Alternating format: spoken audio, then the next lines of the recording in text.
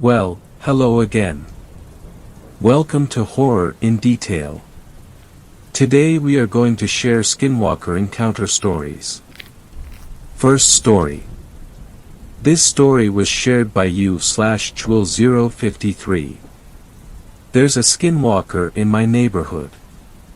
I had heard of Skinwalkers before, but always just assumed they were the Native American version of werewolves, so I never gave them much thought.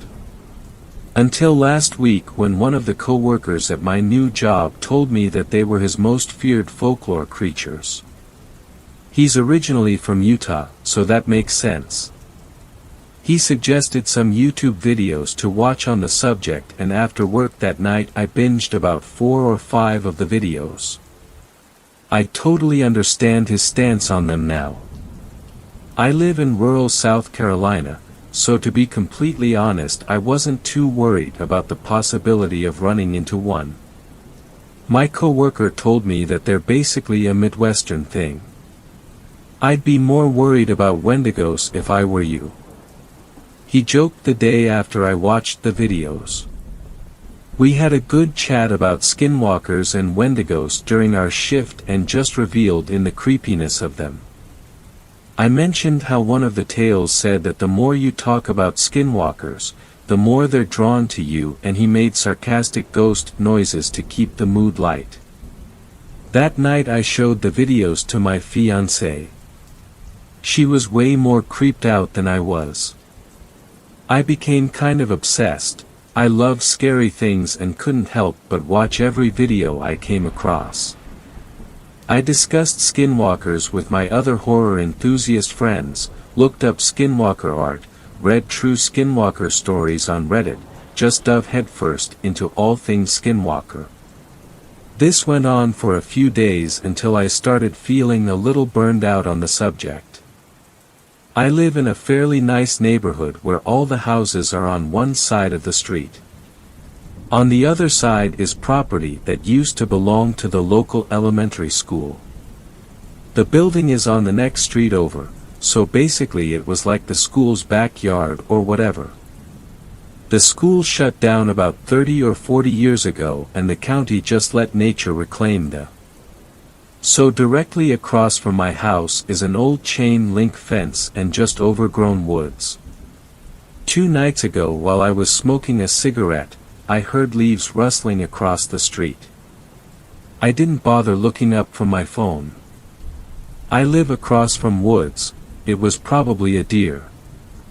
The rustling stopped, then started again, and it sounded like whatever was over there was running back and forth along the fence line, panting like a dog. This caught my attention. There had been a few rabies cases in my town 2 months back, so a strange dog running around in the middle of the night was definitely something I'd want to keep an eye on. I look up from my phone in the direction of the sounds and they just stop. It was like the thing knew I noticed it. I strained my eyes trying to see what it was, but it was obscured by the overgrowth. I didn't look away, must have stared at the spot for at least a minute. It didn't make another sound, didn't move again, so I knew it was still there. A chill ran down my spine and I began thinking of every Skinwalker video I had watched over the last week, and I felt sick to my stomach. I quickly put out my cigarette and went inside. The next morning I took my dog out for a short walk. She's a pug zoo named Honey and is like my child. Me and my fiancé taught her that pee-pee poo-poo means it's time to go outside to potty. It's the cutest thing. Anyway, this particular morning I take her out to the front yard to do her business. She pees and then walks around sniffing for about 5 minutes before walking to the side of the street and sitting down. She's never done this before, so I was a little annoyed. I tugged on her leash lightly and tried to coax her back toward the house. "Come on, honey. Gotta poo-poo." She didn't budge. This dog could be stubborn sometimes, but this was something else. She tugged back against the leash and just stared across the street, sniffing the air occasionally. It was then that I realized she was staring at the exact spot that I heard the thing the night before. I got goosebumps and I quickly picked her up and began walking back to the house. As I got closer, I noticed something on the ground by my front steps. It was one of the Halloween decorations my fiancé had hung up on our house. Plastic black roses with plastic eyeballs and spiders on them. The stems were wire so they can be wrapped around things to keep them secured. This flower was torn apart. Something had come onto my porch, taken down the flower, and torn it apart, leaving it lying in front of my steps. I picked up the flower and threw it away. I didn't tell my fiancée, I didn't want her freaking out. The rest of that day went by uneventfully. That night I told my coworker about what happened, and he looked a little concerned but brushed it off. Said what I heard was most likely just a dog and the flower was probably knocked down by the wind. I had my doubts. As I was walking to my door after getting home from work last night, I heard that same panting as the night before, and the clicking of claws against asphalt. I turned quickly to see a dog that looked like a brown mangy bull terrier hauling ass down my street. The street is probably about 40 feet away from my front porch, so I couldn't get a great look at it, but I could tell it was only running on 3 legs because one looked mangled. It turned quickly and darted into the tree line across the street through a part of the fence that had been pulled back. The fence wasn't like that earlier that day. That's when I noticed that the dog didn't have a tail. I almost threw up. Skinwalker legends say that when they take the form of an animal, they never have tails. I tried to rationalize it to myself.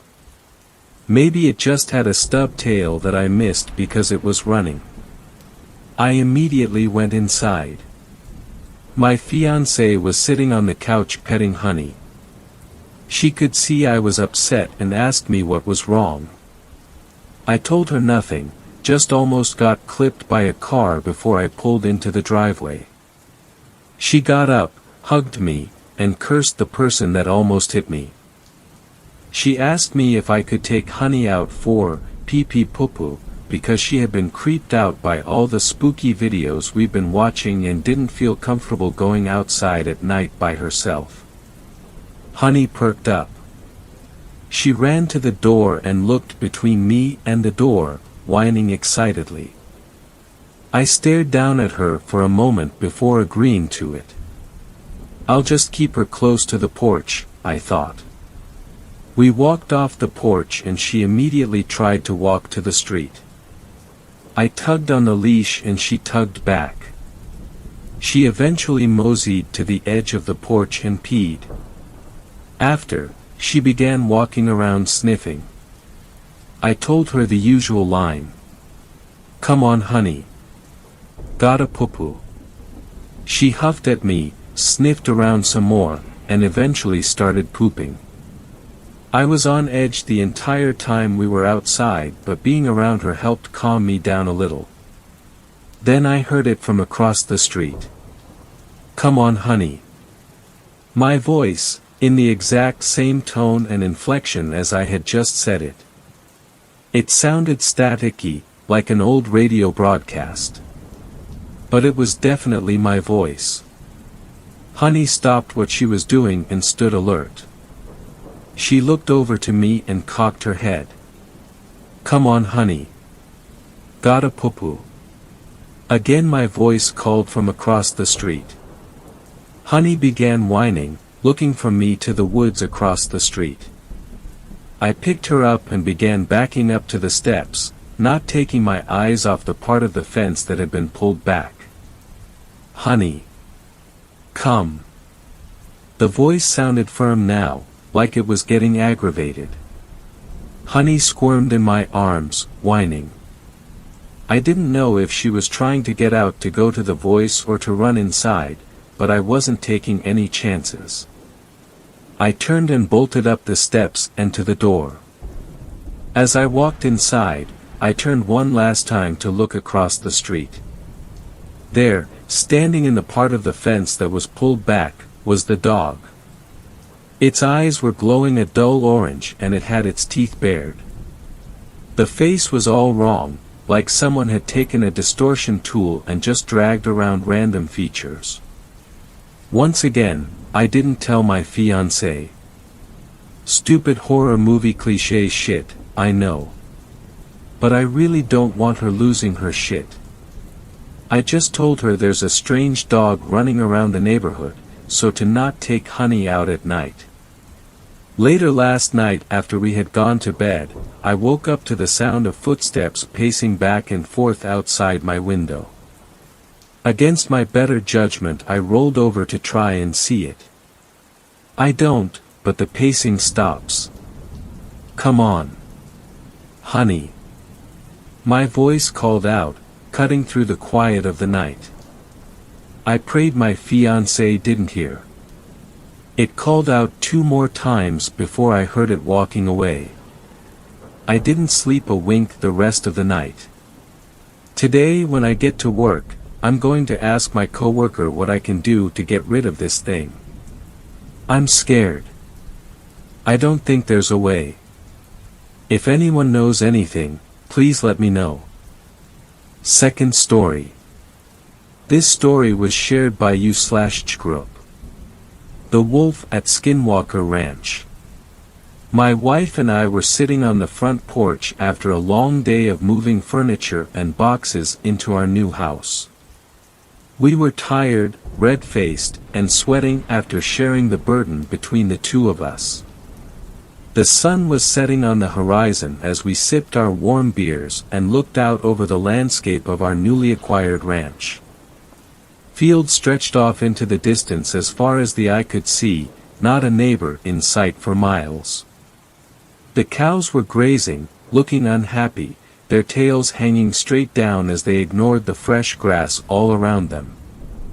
I figured they were just upset from the long move. "Why do you think they needed so many locks?" my wife asked, taking a sip of her beer. It was the elephant in the room, so to speak, and I had to admit I was curious about it as well. Every door in the house had a deadbolt on it, inside and out. Not only that, but the windows were shielded by thick iron bars. The old owners had left long before we could ask them about it.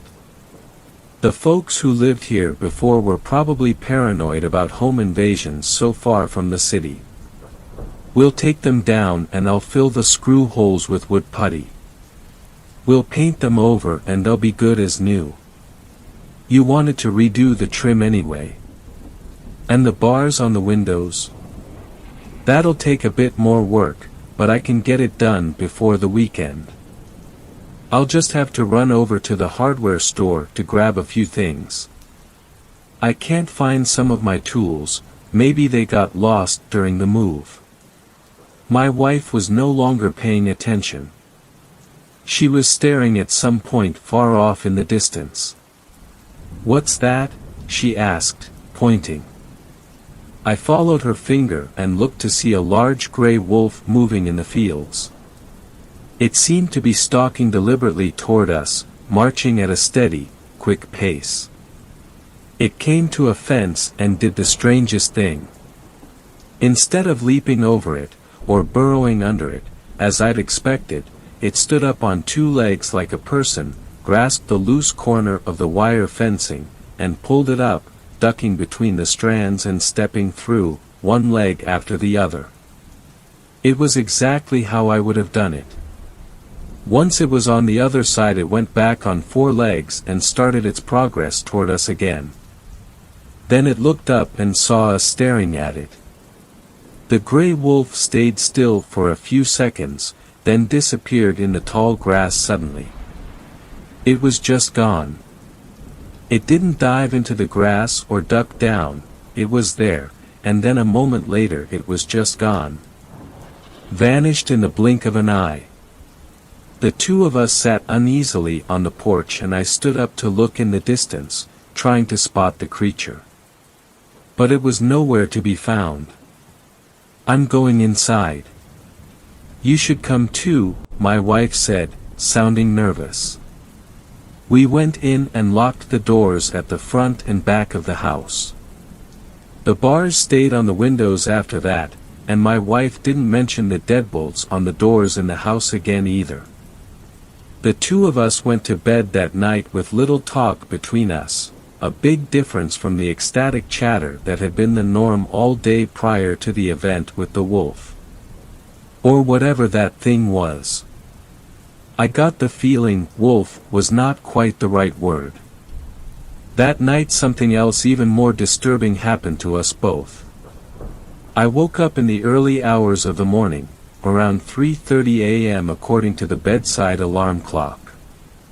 When I looked next to me in the bed and saw my wife's spot was empty, I became immediately concerned for her safety. Where could she have gone at this time of night, I wondered. That was when I heard her voice calling to me from outside the window, asking insistently for me to let her in. Her cries for help were muffled through the glass and I lifted the heavy old window pane up to hear her better. "What are you doing out there?" I asked, worried about the wolf we'd seen earlier. I was looking around for glowing eyes reflecting the moonlight nearby. Standing on two legs or four, I wasn't sure which to expect. "I must have been sleepwalking," she said dreamily. "The front door locked behind me somehow. You have to let me back in. Please. It's cold out here." "I'll be right down," I said, without thinking about how impossible all of that was. I was only concerned for her safety at that moment. And she had been known to sleepwalk occasionally, so that part seemed to make sense. I raced down the stairs in my boxers and grasped the front door knob in my hand, turning it. Thankfully, it was locked, or who knows what might have happened. Reaching up to turn the lock, I was startled to hear a voice behind me. "What are you doing?" my wife asked. I jumped at the sound, my heartbeat quickening. But what terrified me even more was what I had just seen outside. Given the time frame it had taken me to get downstairs, it was impossible that it had been her. It was like someone else had been out there, wearing her skin and speaking in her voice. Looking at the woman standing in front of me, I had no doubt it was Christine, my wife. Panting, I walked over to her and hugged her tightly. "What's wrong?" she asked. I didn't answer, afraid she would think I was losing my mind. Some things we don't share with anyone, not even our significant others. We take them to our grave, afraid that if we speak of them out loud it will make them true, and it will make the source of the impossible things return. So instead I just took her hand and led her up the stairs, looking back nervously over my shoulder at the front door, waiting for the sound of a key turning in the lock. Or the sound of it being broken down by powerful forces beyond my control. Instead, there was a gentle knock. Polite almost, at first. But then the fist began to pound against the front door of the house louder and louder, more and more insistently. My wife stopped, turning around to look at me on the stairs. "Who could that be at this time of night?" she asked. "Just ignore it. Let's go to bed. They'll go away, eventually." After a few moments of hesitation she turned around and began going up the stairs once more, taking a couple nervous looks back as she did. We kept walking up the stairs as the pounding continued, devolving into steady scratching noises that didn't cease until daybreak. "What were you doing down in the basement last night?" my wife asked at the breakfast table the next morning. Neither one of us mentioned the sounds at the door the night before. We were both trying to act like it had never happened.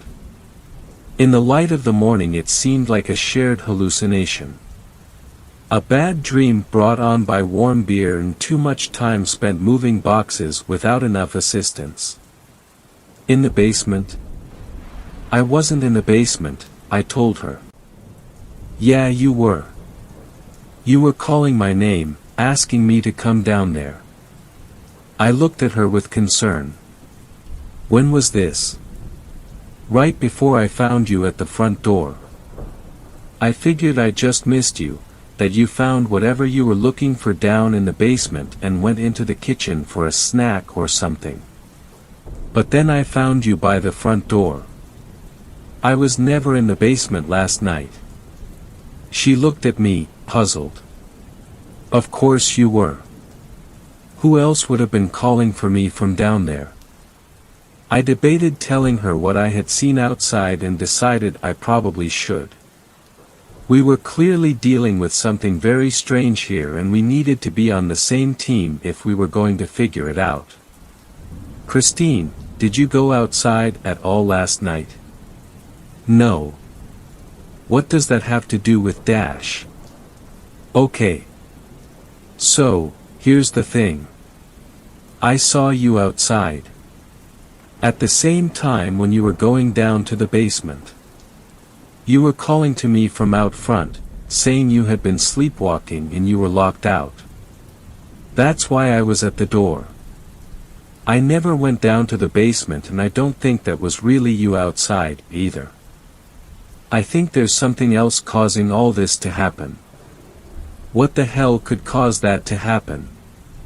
I opened my mouth to answer when there was a polite rapping at the door. The two of us sat dead silent for a few moments, unsure what to do. The knocking came again, and I heard a man's voice, muffled through the door, saying, "There's a car here. Maybe they're out in the fields." "Should we just leave it on the doorstep?" a woman's voice asked. "I don't like being here any more than you do, but that seems a bit rude. Maybe we should come back." Christine and I both stood up, sensing that this was not the same entity from the night before. I don't know how I could tell, but I just could. This wasn't an evil presence, it was just some neighbors coming by to welcome us. And they sounded like they might know something more than we did about the ranch and its mysteries. I opened the front door and saw a man and woman with their backs turned, walking away from us. They spun around when they heard the sound of us opening up. "Oh, hi there. We're the Turnbulls.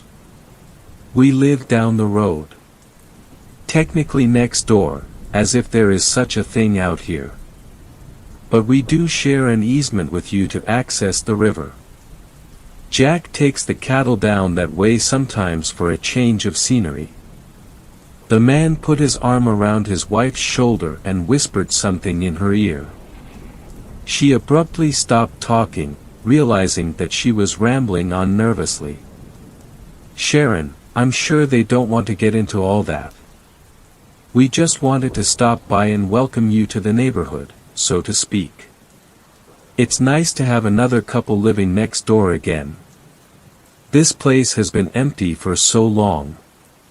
My wife and I looked at each other with surprise. As far as we knew, the place had been occupied right up until our arrival. It hadn't shown signs of disrepair or neglect, so we'd had no reason to think otherwise. Really? No wonder the place was such a bargain. How long was it empty for?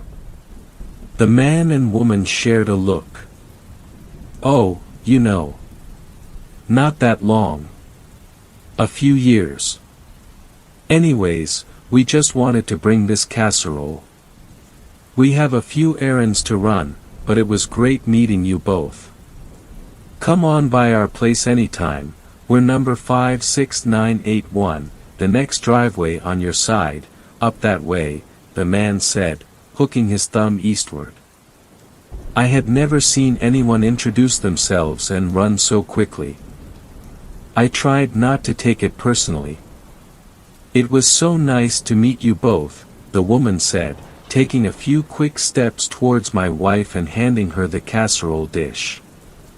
"You can keep that dish, by the way. It's Pyrex." Great for casseroles. She backed up to join her husband, looking around the property nervously as she did. Hey, can I ask you something? The two of them looked ready to run back to their car, but they stopped and nodded, shifting on their feet anxiously and waiting for me to speak. Have you ever seen anything? How should I put this? There's been a couple weird occurrences since we moved in and I was just wondering if you could tell us anything. Is this place haunted? Is that why it was so cheap? I can tell you guys are nervous. Just give us something to work with. Please. We're getting a little freaked out. The woman looked pleadingly at her husband. He nodded to her and she went back to the car and got in the passenger seat where she sat darting her eyes around from side to side. What exactly did you see? The man asked. Wait, no. Don't tell me.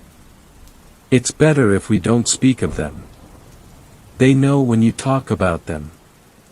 It's better if we don't. Well then, how do we get rid of them? You don't. These things have been around a lot longer than you or me. My wife and I get our share of strange events on the ranch next door too, but not as bad as here. This place. Well, there's something here that makes it special. And not in a good way, I'm sorry to say. I'd tell you more, but it would only make things worse. It always does. There was a sound of knuckles rapping against the glass and I looked to see his wife banging on the car window, looking with wide eyes at us and pointing into the distance, towards the fields. My eyes followed where she was pointing and I looked to see the large gray wolf was back. And it was moving towards us again. I told you. We're not meant to speak of them. I need to go. The two of you should decide soon if you want to stay. This place will change you. And it will take things from you. You only get so long to decide. If you wait to see what the changes will be, it will already be too late. Trust me. With that he turned away and went back to his car. He started the engine and drove off much quicker than I would have thought, safe on the dirt driveway, swerving and leaving a cloud of dust hanging in the air around us, obstructing my view for a few seconds. When I turned around again, the wolf was much, much closer. It was about 50 yards away and closing in fast. It was looking at me intently. My wife was running back towards the house, yelling at me to come, but I was frozen, watching the wolf as it stood on its hind legs again. Not a wolf. Stop calling it a wolf. It's not a wolf. It's just trying to fool you into thinking that's what it is. But it's so much more dangerous than that. I tried to take a step but my legs wouldn't budge. My eyes were locked on the wolf as it began to stalk towards me, no longer an animal but something else wearing an animal suit. The ancient leathery skinned humanoid beneath the wolf armor could be glimpsed occasionally as it strode like a hunter in my direction, taking long steps, moving low to the ground. The fur pieces were simply strapped onto it like clothing, the wolf head strapped on like a hat. What are you doing? Get in here, my wife yelled one more time and my foot suddenly started to move. As soon as it did I found I was unfrozen and finally able to start running, and not a second too soon. The house was close, but the thing was fast. When it saw me beginning to run, it became a wolf again in an instant. The idea that it was anything but that seemed ludicrous as I watched it race towards me on all fours, its snapping jaws dripping saliva as it dove to cut me off. This thing was a massive gray wolf, through and through. It could be nothing but that. And yet my eyes had begged otherwise just a moment before. If not for my wife it might have gotten me. But she saw what was happening and took a large rock we had been using as a doorstop and threw it straight at the thing's head. It missed, hitting the beast in the shoulder instead, but it was enough to drive it back for a brief second. Which was all I needed. I ran into the house and slammed the door shut behind me. An instant later the scratching began again. Soon there was another one at the back door, scratching it as well. The sounds continued for hours. When the noises stopped and I finally ventured outside again, I found that 3 of the cattle had been killed. The others were scared out of their wits, hiding huddled together in a corner of the field near to the house. Their eyes darted around the fields, reminding me of how the neighbors had looked, as they scanned our property for the things lurking in the shadows. I was beginning to suspect we were not going to be able to stay in this place much longer. Even if we could survive, this was no way to live. That night, my wife and I sat in the living room with all the blinds and curtains drawn, discussing what we would do. The house wouldn't sell quickly, that much was obvious based on the neighbors' statements. The 2 of us decided we would leave in the morning, regardless. We would stay in a motel until we found an apartment to rent, sacrificing all of our investment in the house. Even if we put it up for sale again, it would be a long, long time before we made any portion of our money back.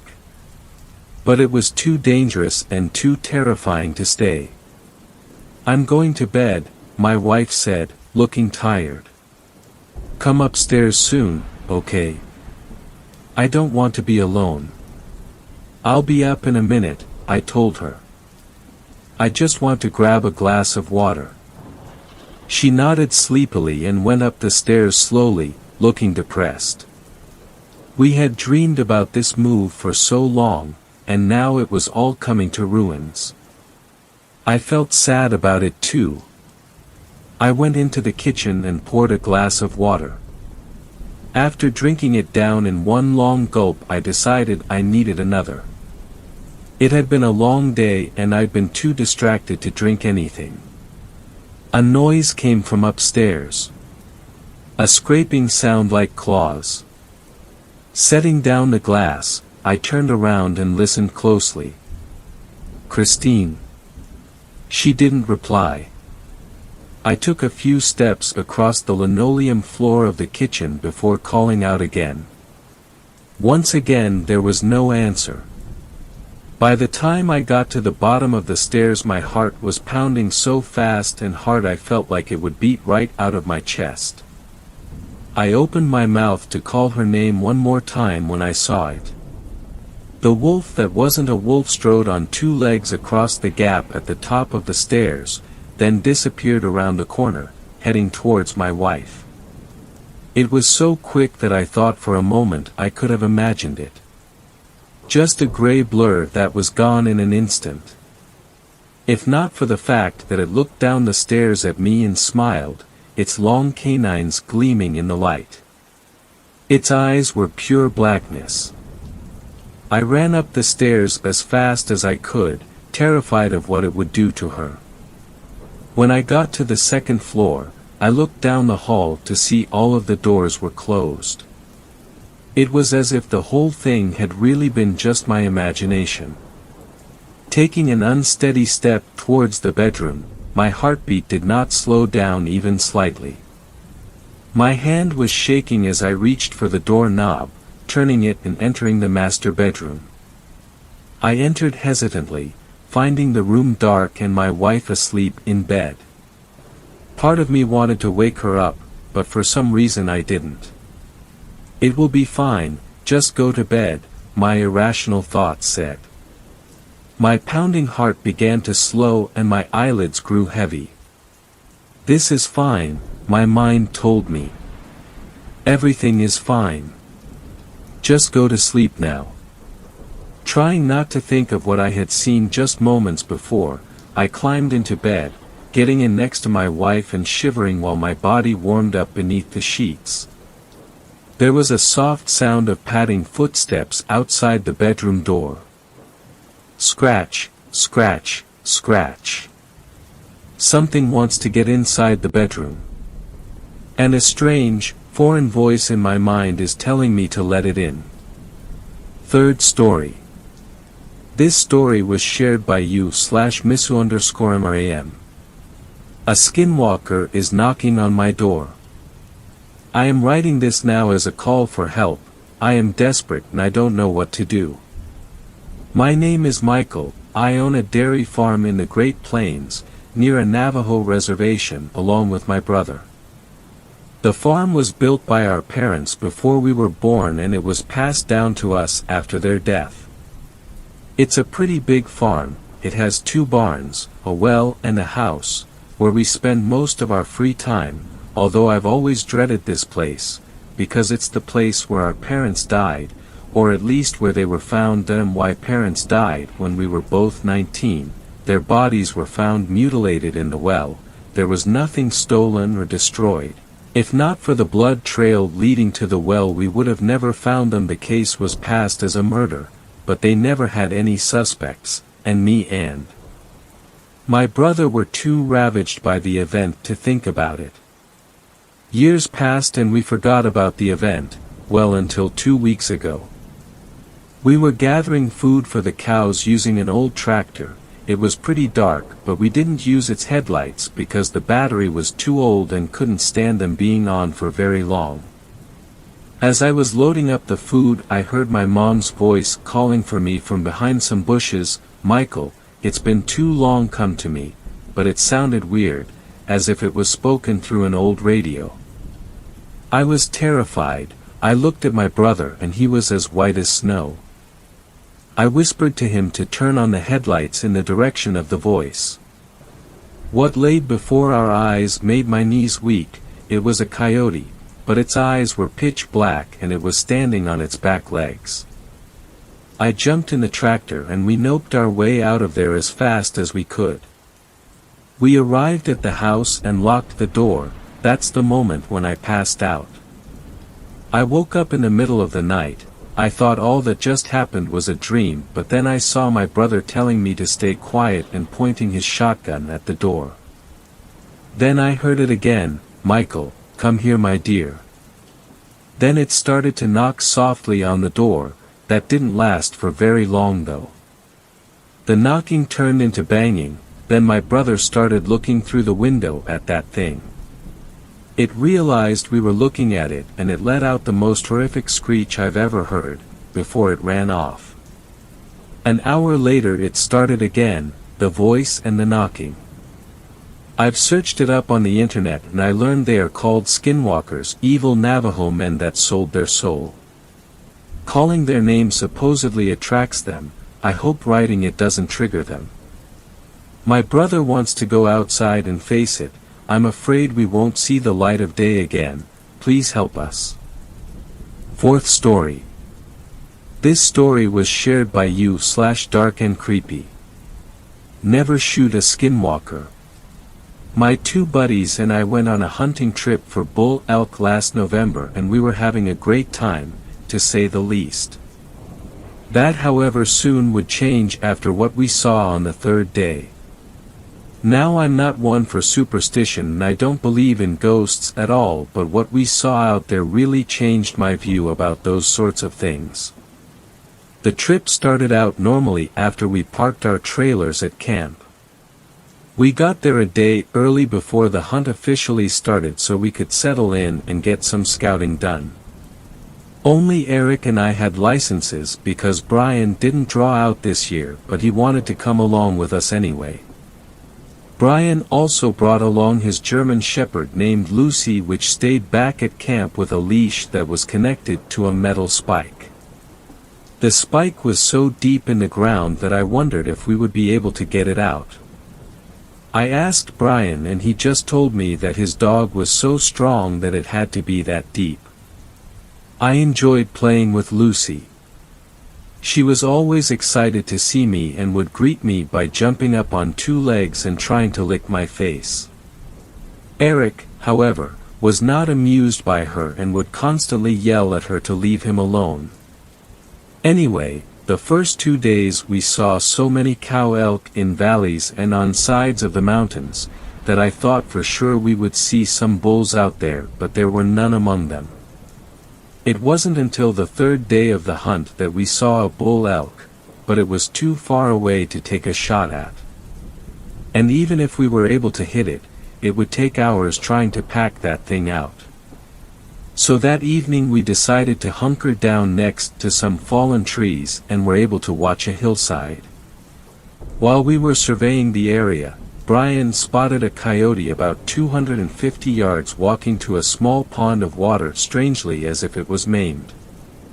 Eric took out his binoculars to take a closer look and he started to describe it saying, "That coyote. It ain't right lookin'. It has a hunch on its back like a bear, and its jaw. Oh man, its damn jaw seems like it's been broken and now it's just drooping there like a dead fish."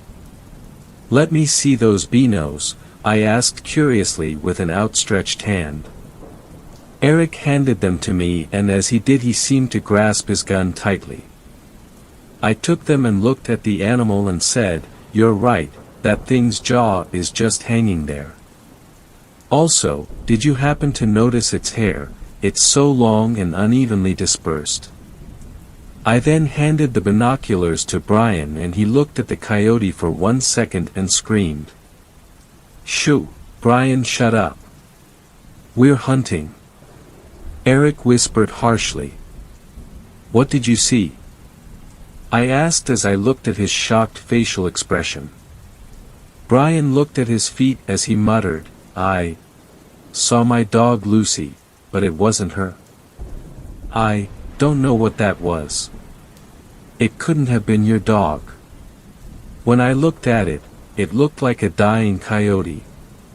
It didn't have the large black spot on its back or your dog's strawberry red sides and underbelly," I said in a plain yet confused manner. "Well, since we ain't gonna see anything out here 'cause you screamed like a baby, I'm going to put that coyote out of its misery," Eric said angrily as he raised his rifle and looked through the scope. A large shot followed and we saw the animal drop down soon after. It was a clean kill and Eric was curious about seeing what was wrong with the animal up close, so he started getting ready to hike out. As he got his stuff together he said, "You probably just didn't get a good look at it, Brian. Your dog is fine." Brian stood up and as he brushed the dirt off but he replied, "I swear I saw my dog, but an evil demented version of it with human eyes, but you guys are probably right. There's no way she could have had the strength to yank out the metal stake holding her back at camp. Well, let's go find out the truth about this animal," I said somewhat excitedly as I started walking toward the dead animal. It took us about half an hour to hike over to it and we lost sight of the animal's corpse as we had to pass through some trees. Once we finally got to the spot where the animal had dropped there was no corpse, just a puddle of blood. However, the blood was blackish and very dense. Eric observed the scene and started to scratch his head as he said, "I could have sworn I shot that thing straight through its heart. There's no way it could have just gotten back up and walked off." I had an eerie feeling about the whole situation and Brian was still afraid that it might have been his dog that got shot. Eric, however, noticed a trail of blood leading into a dark tree line. Without asking he started to follow it and he loaded his gun. As he did, me and Brian were both freaked out and just watched Eric as he went into the forest. He soon went out of sight and Brian and I could not leave him here, so we waited. I passed the time by taking a skinny stick and poking at the puddle of blood. It smelled terrible and the aroma hit me pretty hard, so much so that my stomach convulsed and I threw up. "You okay?" Brian asked as he put his hand on my back. Before I could answer there was a loud shot that echoed through the trees and we both looked at the direction it came from. "Must have found the animal," I said as I spit into the grass. As soon as I said this we could now see Eric, but he was full on sprinting. "Run!" he screamed as he ran at us. I noticed that he must have dropped his gun because he wasn't carrying it. I was about to ask him what happened, but Brian grabbed my arm and yanked me towards where we had parked the truck. Without hesitation, I ran. We soon made it back to the truck and my shoulder hurt from the rubbing of the gun strap. I looked back at Eric, who slowed down for nothing. I soon looked behind him and saw nothing chasing us. So I opened the truck and got in without worry. Eric then climbed in and told me to hit the gas and go. I was so perplexed on what Eric saw out there, and I knew that he hardly ever got scared of anything, so this started to freak me out. I started driving fast back to camp and I asked Eric, "What did you see out there that was scary enough to make you drop your gun?" "I don't know, man, that was no damn animal. I followed the trail of blood and it stopped at the base of a tree, and I was wondering how a coyote was able to climb a tree, but when I looked up I saw this hairy humanoid creature there. It smelled so freaking bad." Eric went on about how scary that thing was and how he was done with the hunting trip and wanted to go home. We soon pulled into camp and mutually decided that we were going home. I started to pack my things and then felt like something was missing. I then thought to myself, "Lucy, where is Brian's dog? She usually always is so excited to see us back at camp she can't stop barking and whining to be set free." As soon as I thought this, Brian started screaming and crying. I ran over to where he was and saw that his dog was gone. However, on further inspection, I noticed what Brian was looking at. Something had pulled out the metal stake in the ground and strung Lucy up on a nearby tree and had skinned her. Brian just could not stop crying, and Eric ran over to see what was wrong and just stood there, jaw dropped and frozen. He then muttered, "She was skinned alive. There's a bunch of bruising caused by struggling around her neck where the collar is." "Shut up, Eric, you ain't helping," I said as I put my shoulder around Brian, who had unstrung his dog's body from the tree. "Skinwalker," Eric said in a low tone of voice as he looked into the distance. He then screamed, "It's a damn skinwalker." I followed his gaze and saw an animal that looked like Lucy, but it had human eyes and a sickly green glazed-looking coat of fur. Brian stopped crying and just stood there, eyes locked on the beast. Eric then whispered with his voice quivering, "We all run to the truck on a count of 3. Just leave everything else." Brian and I slowly nodded and agreed to the plan. "Okay, 3, 2, 1.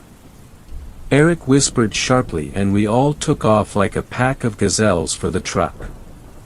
We hopped in, and as soon as we did we saw the Skinwalker lunge at us and struck the right side door with such a powerful blow that nearly tipped over the whole truck. It didn't stop me whatsoever, and I drove out of there faster than I ever could have. After that, none of us ever went hunting again in that area. We never even went back to claim our camping trailers and supplies. It was too terrifying to think that what happened to Brian's dog could happen to us, and that thing would walk around in our skin. Since that experience, I am now a superstitious person. Fifth story. This story was shared by you/Anakin Winters. Skinwalkers need friends too. Northern Canada would get so cold in the winter that it was almost impossible for cars to function. So, my family became very skilled hunters. We would have a hearty meal of deer or rabbit every night, and we learned to grow vegetables indoors for a little bit of freshness in our Viking-like diet. I was around 15 when I first started to hunt alone, and I was 18 when this happened. It was early in the morning and I was tracking rabbits. I had found a nice spot near a rabbit den and bundled up, gun raised, ready to shoot. Something felt off though. It took a minute before I realized, the forest was dead quiet. No chickadees, no coyotes howling, no wind. Nothing. It was as if all the creatures in the wild disappeared. As weird as it was, I paid no mind to it and chalked it up to being too cold for animals to be out and about, though that didn't explain the lack of wind and no leaves rustling. I lay in the snow for another 16 minutes before giving up and deciding to set off a different location. Just as I slung my gun over my shoulder, I glanced to the side and froze. A large black dog stood around 10 feet away from me. The dog had on a collar, so I assume it was tamed. But the nearest house was an hour away and it made no sense that a dog would be out here. "Are you lost, boy?" I asked casually, not at the time taking into account how wrong it was for a dog to be all the way out here. "Is your owner here?" The dog just stared. Its eyes were milky and I felt as if they were boring into my skull. I approached the dog and held my hand out for it to sniff it. The dog didn't move, it didn't flinch and its tail didn't wag. I drew my hand back and rummaged through my coat pocket. I pulled out a piece of deer jerky my father had steamed during the week. I snapped it in half and offered the piece to the dog. It took the piece in its teeth before swallowing it whole. I laughed nervously as the dog licked its chaps. "Hungry, huh? What are you doing out here?" I knelt down and stroked the dog's head. Its coat was freezing, like the dog had frostbite or fell in a river, but somehow wasn't wet. Its milky white eyes stared into me still, at the time I assumed it was cataracts. A bark came from the left of me, and both me and the dog turned to look. An entire pack of dogs stood in the clearing, all with milky white eyes and black fur. Chills ran down my spine, but still, being a stupid teenager, I just thought it was just a trait of that breed. The dog looked back at me and licked my hand with a tongue that felt like ice before running over to the group. I watched as the pack moved on. The largest dog's eyes lingered on me, before following the others. I watched as they ran off out of the clearing. It was like a reset mode as soon as they left because the forest came back to life. I could hear chickadees, the rustle of wind through leaves and the scattering of nearby rabbits and shrews. I shot 3 rabbits and headed home, still curious about the dogs. A week later I asked why Dad about it, but he said that the neighbor's dog, Sombra, had been missing for months and everyone else either didn't have a dog that matched my description, or just didn't have a dog in general. I thought that was very unnerving and didn't hunt for a while after that. The next time I saw the dog it was early spring. I didn't have school to attend until the fall, so I just helped out at home and read and raised chickens. One Monday, both my parents were in Calgary visiting friends, and my brother was sick downstairs watching Game of Thrones, so I was pretty much alone. I sat in the library, reading and sipping some sweet Earl Grey tea. The rain was in a full-out downpour, so the chores I could carry out were mainly indoors and quick to complete. Scratching came at the door, causing the hair on my neck to stand up. We didn't own any animals that could scratch. Scared and curious, I grabbed a knife from the kitchen and opened the door. The black dog stood there, its familiar milky eyes staring into my soul. I jumped in surprise at first, but quickly smiled at the thought that the dog came all the way from the woods to my house. "Hey bud," I said, bending down and petting its frosty skin. "How did you find me?" It was the lavender, wasn't it? I joked, referring to the essential oil I always had on my hunting gloves and wrists. I could have been mistaken, but I swore the dog nodded its head slightly. "Where are your friends?" I asked. "My brother loves dogs, we could all play a game of ultimate frisbee." The dog blinked up at me in an almost amused manner. It nudged my arm with its cold nose. "Do you want jerky, bud?" I asked. The dog blinked. "All right then. Wait here." I walked to the pantry and grabbed a bag of jerky before returning to the dog. I once again snapped a piece of jerky in half and gave the half to the dog. It swallowed it whole like it did the first time and just sort of wandered back into the tree line. That I laughed to myself, and the rest of the day went by normally. I awoke that night with fear in my chest. It felt as if I was being watched. Slowly, I sat up and peeked through the curtains. My breath hitched. A woman stared back at me. She stood in the tree line completely naked.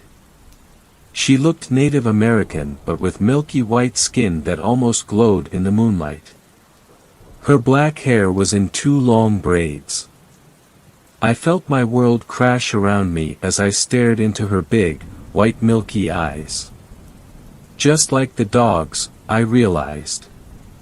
The woman caught my gaze through the window and smiled. It sent chills into my heart. She walked to the window, almost as if approaching an old friend, and tapped onto the glass. I don't know why I did, but I opened the window out of pure curiosity. Are you okay, lady?" I asked, trying not to sound fearful. She just nodded and said something in a language that I couldn't pin down.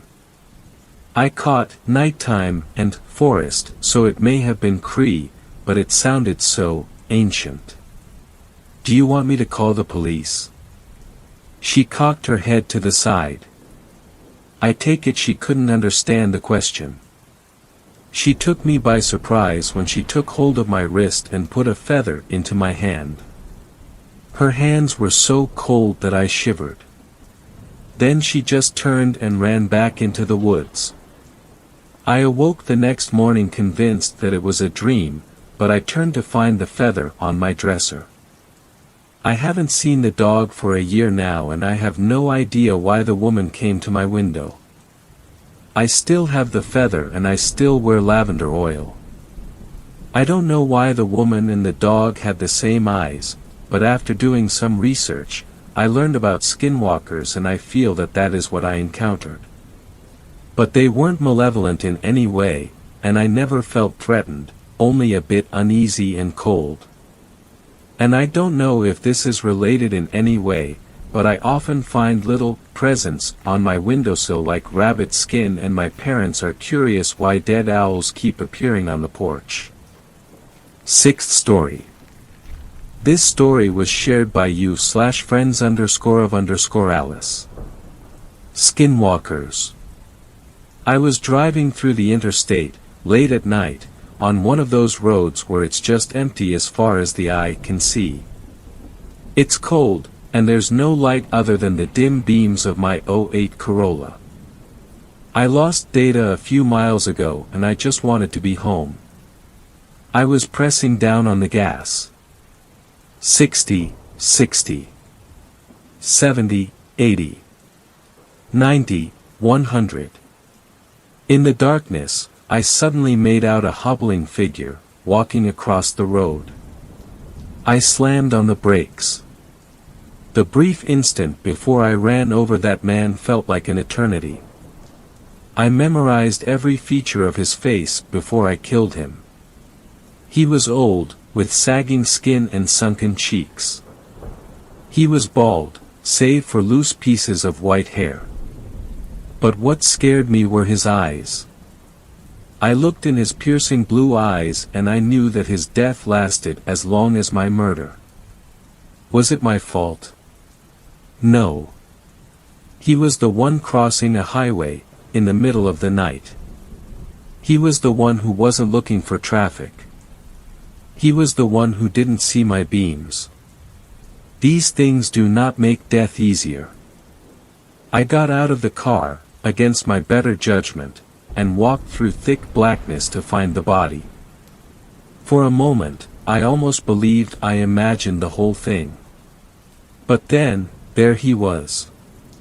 He looked like roadkill. I will spare you the details, except those that are necessary. Reader, I swear to you on all that is holy that that corpse had no eyes. While his skull was damaged, it wasn't so ruined that his eyes should have been gone. But there were just 2 pits of empty flesh staring back at me. The next hour I drove at the edge of my seat. I felt eyes in the woods. Maybe they were wild animals. Maybe. I was beginning to gain some confidence when the street lamps came back. Just then, in the distance, a silhouette hobbled across the street. I braked properly this time. When they saw me, they shuffled to my window. Reluctantly, I rolled it down. "Hi," the young man said. He was tall, and crouched down to speak to me. "Are you headed down this path long?" "No," I lied. "I'll be taking the next exit. That's where I'm headed." He replied enthusiastically. "Do you mind if I ride with you for a bit?" I let him in. After an initial period of discomfort, I began to appreciate his presence. His name was James. He was a farmer, and he owned several acres of land in the area. He seemed a bit old-fashioned with his outfit and mannerisms, but he was a decent man. Finally, I asked the question building on my mind. "So James," I said, "what's got you out so late at night?" His expression darkened. "I'm looking for my father." In the dim light of the street I could not help but notice how blue his eyes were. I turned my face to look only at the road. "Why? What happened?" "There's blood on your shirt." It took me a moment to realize my nose was bleeding. As I covered it, he began to speak. "My father," he began, "is a very old man. He's lived a long life. He's not strong enough to work anymore, but he gets restless sitting at home. So he goes on walks. Hours at a time. He usually doesn't come back until midnight. Isn't that dangerous? Nothing from the forests would harm us." I could feel James' eyes staring into the side of my head. "No. I usually trust him to find his way home. But I heard him yell out, so something may have happened." "Did the old man scream as he died?" "He didn't. I was sure he didn't. But even if he did, it was miles away. Surely this was a different person. It was impossible. I asked you a question," said James. "Did you see anything?" As the street lamps whizzed past us, James was continuously revealed in light before being hidden in shadow. When the lights shone upon him, he was a friendly-looking man, even if his smile stretched a bit too far. In the darkness, he was completely invisible, apart from his shining blue eyes. "No. You're the first person I've seen in a long time." James tilted his head. "Are you sure?" I gripped tight to the steering wheel. "It's been completely empty. It's haven't dash." James grabbed my shoulder.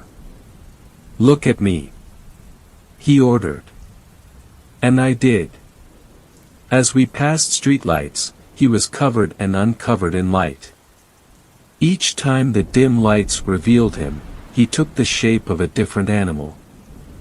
First a fox, then a wolf, then a bear, then a different man, and finally himself. Through it all, his eyes remained that same color. That same shining blue. It occurred to me that I was being preyed upon. "Are you sure?" he asked. So I confessed. I told him exactly what happened, as it seemed from my perspective. In turn, he listened, and it felt like everything around me fell silent to listen, too. My heart rate slowed. When there's nothing else you can do, there's no point in stressing. He let go of my shoulder. I had forgotten he was holding onto it. After a long pause, he spoke. "As you leave, do not stop for anything. And when you leave, do not ever come back." Those were the last words he spoke to me. I drove alone after that, but for miles I was watched. There were many other strangers on the road that night. I doubt any of them would have done what James did, let me go with a slap on the wrist. But he saw me first, and I made it home safe that night. If there's a takeaway from this, it's that I am very, very lucky. The next time I get the lottery wrong, or my packages are lost, I will think of this and remember I have spent enough luck to last several lifetimes. Sometimes I will see a bird watching me for a bit too long, and I will know they haven't forgotten me. So I hang a feeder. It's best to be grateful. 7th story. This story was shared by you/BR3K6N. My mother is a skinwalker. My name is Noah. I live in Miramar, Florida, but every winter we leave for Colorado to go skiing and celebrate Christmas. I live with my father, mother, and younger brother, Tom. My family has always been a happy one, but everything changed when we went to Colorado this winter. My mother was always a caring woman. She'd give constant hugs without any reasons, with smiles brighter than the sun, and one thing for sure, she loved her family. One very dark night the electricity went out and darkness was thick. As any normal people would, we had some candles lit to provide us with some comfort of light. You'd have thought that people of our stature would have owned a generator, right? But that's my father's fault. His procrastination caused that. He had been promising my mother an eternity that he'd have bought a generator. We were short on candles though, so my father went and got his keys to drive in town for some supplies. Hoping that the lights would have came back by morning, I went to my room to sleep it out. About 40 minutes in a sleep, I heard my brother calling me from outside. This was strange though, as my younger brother was very afraid of the dark and his room was right next to mine. "Noah! Come look at this," my brother hurled. I then got out of bed and checked my brother's room, because there was no way my little brother, who was so terrified by darkness, was outside, and there he was sleeping like an angel. Squeak! The front door slowly opened. I quickly ran downstairs to see who or what had opened door. I went to look downstairs when I barely glimpsed my mother's silhouette going through the door. I could hear her talking. "Tom. Baby, what are you doing outside? Come on in," she said. My brain went in shock as I knew that I couldn't be Tom, as I had already checked. Just mere seconds later I heard the ear-hurting screams of my mother's voice. It felt like a knife was being jabbed in my ears. I ran to the kitchen to grab a knife or something to help my mom. As I rushed out there to what was a gruesome sight. There was an inhumane creature devouring my mother. The stench was putrid and its eyes were as red as the devil's.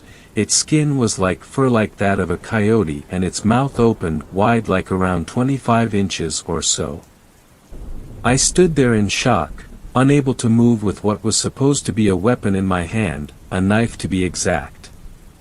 But against this monster I guess a knife is useless. Flickering up to the cabin were my dad's car lights approaching. The creature then started contorting. It had changed into my mother's skin, looking exactly like her. My father pulled in the driveway and said, "What are you guys doing out here?" "Oh hon, we were just talking," the creature said with my mother's beautiful voice. "Dad, that's not MOM. Whatever that is, it isn't MOM, I shouted. "What are you saying, my son? Stop this nonsense," it said. My father simply shrugged me off, saying I need to get back to sleep because I'm talking nonsense. I kept trying to warn him, but he simply dismissed me and sent me to my room. For nights I couldn't sleep thinking of what I'd saw. It made me squeamish thinking of my mother's screams and how vile it was seeing that monster swallow my mother's body whole. It's been a year and that thing acts and behaves exactly like my mom. It has all my mother's memories. Everything. I've heard of Skinwalker stories before, so I now had an idea of what creature it was. Sometimes I wonder if it was all a dream, but if it's not, I know that out of everything I must protect my brother. At any cost. Anything. Thanks a lot for watching the video till the end. Subscribe to our channel Horror in Detail. Drop your opinions/suggestions in the comments section, and like the video as it helps with the YouTube algorithm.